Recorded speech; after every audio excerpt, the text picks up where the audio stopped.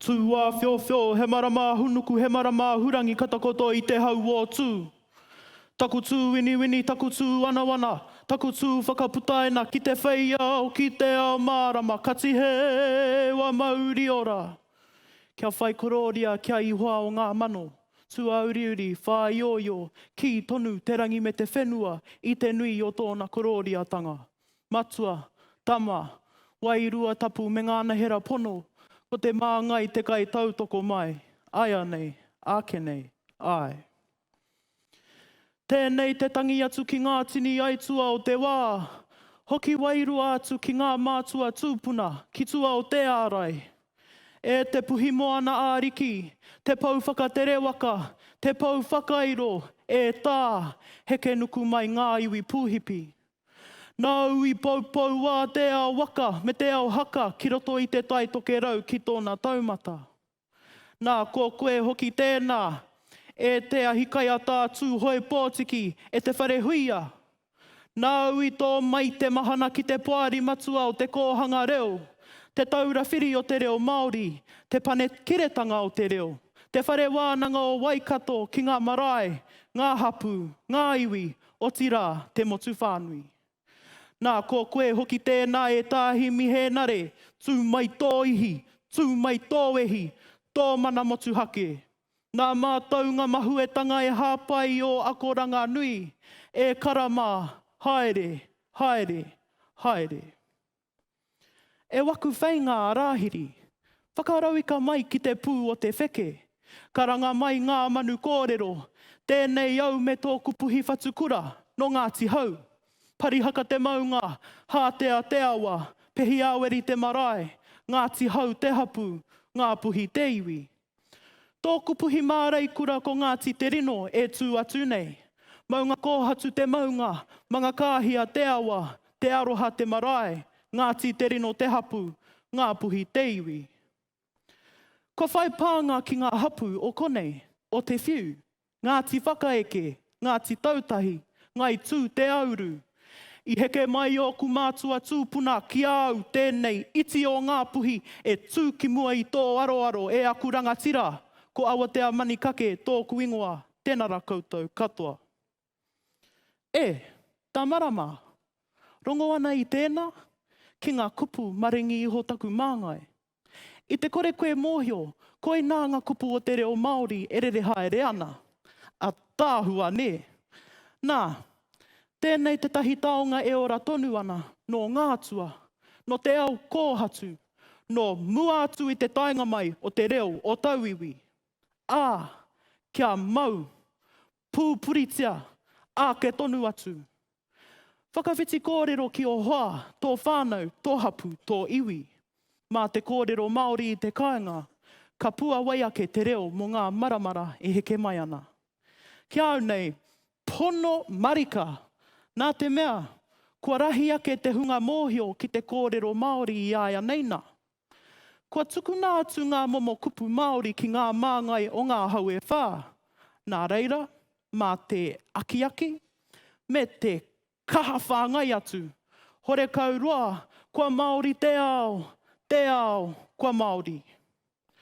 Hei taunaki I te kaupapa, māku e horahia waku taonga mā koutou hei titiro, whakarongo, whakaarohia, katahi, kōrerotia.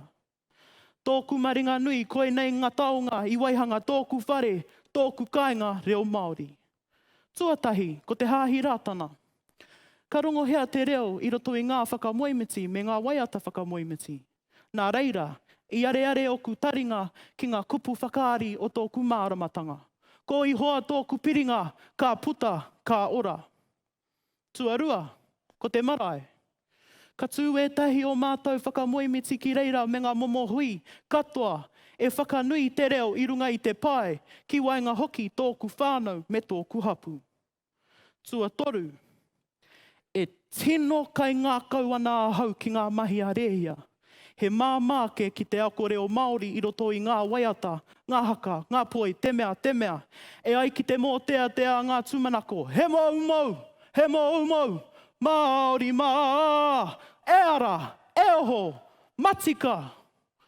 Tautoko a hau I tēnei kōrero, He taki ki ngā hunga kura kaupapa Māori ki te whāngai te reo ki ngā tamariki, te tino ngako o tēnei mō teatea. Tua whā, ko tō kukura, ko te reo te kākahu o te whakaaro, te huarahi ki te ao tūroa o te hinengaro. Koe nei te uaratanga o tō kukura i ako mātau i raro i te aho matua. E ai ki te aho matua te reo rua, ira kotahi, he tapu ngā reo katoa. Nā reira, me whai koha te hunga o ngā kura kaupapa Māori ki ngā reo katoa. Ko te reo Pākehā, te reo mātāmua i roto i Aotearoa nei. Ko te tikanga, me huri te tai, ka riro te reo Māori, te reo mātāmua o ngā reo katoa. Kia rongo hea ki tērā motu, horapa i te ao. Nā reira, he pātai tāku kia koutou.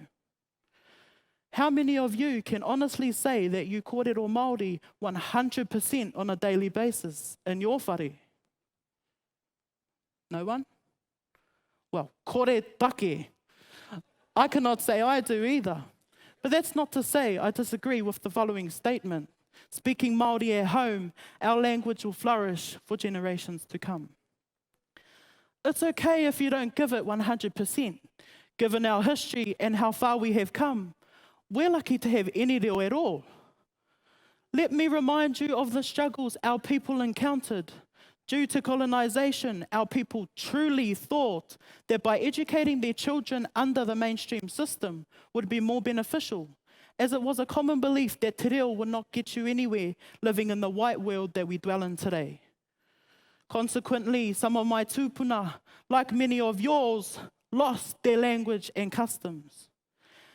The only language they knew was literally beaten out of them. However, these days, bilingual speakers sometimes have an advantage on the pay scale of employment than those who can only speak one language. You become an asset to the workplace, especially when your employer needs to dial up awhiri. I too am an example of our language almost being extinct, as most of my schooling was spent at mainstream kura. Thankfully, we have taonga like our hahi Māori, our mini marae to return to, kapahaka to learn waiata and haka, kohanga reo and kura kaupapa Māori to revitalise our once dying language. A language that almost lost its mana, but now we are slowly but surely regaining it.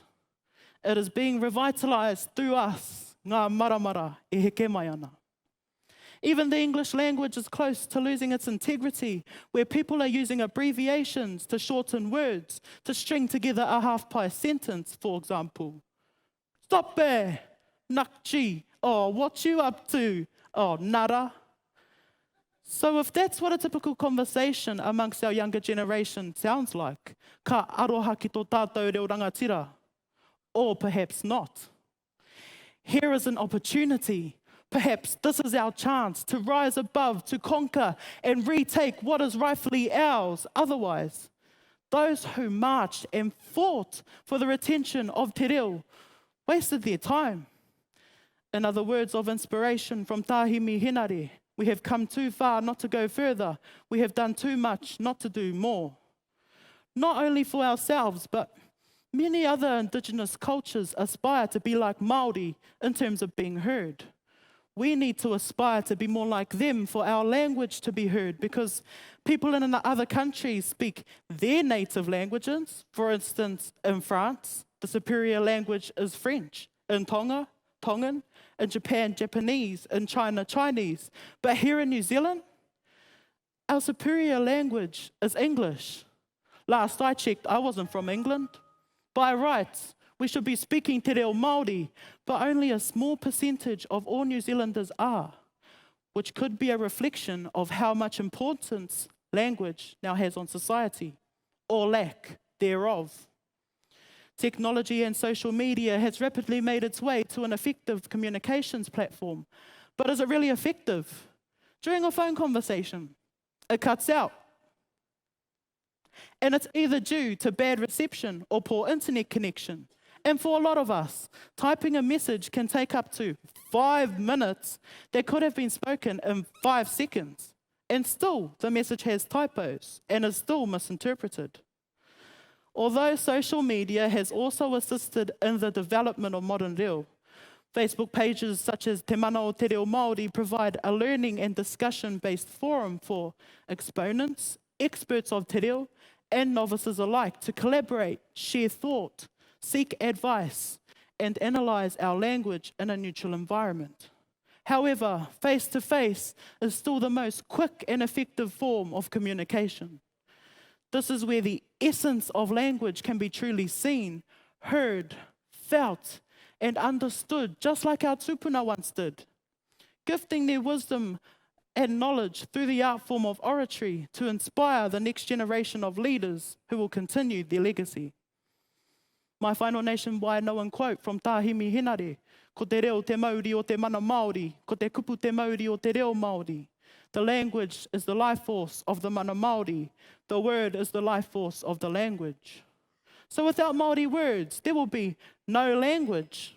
Without the language, there will be no mana. So when I return home, I will be putting back to use and strengthening these taonga.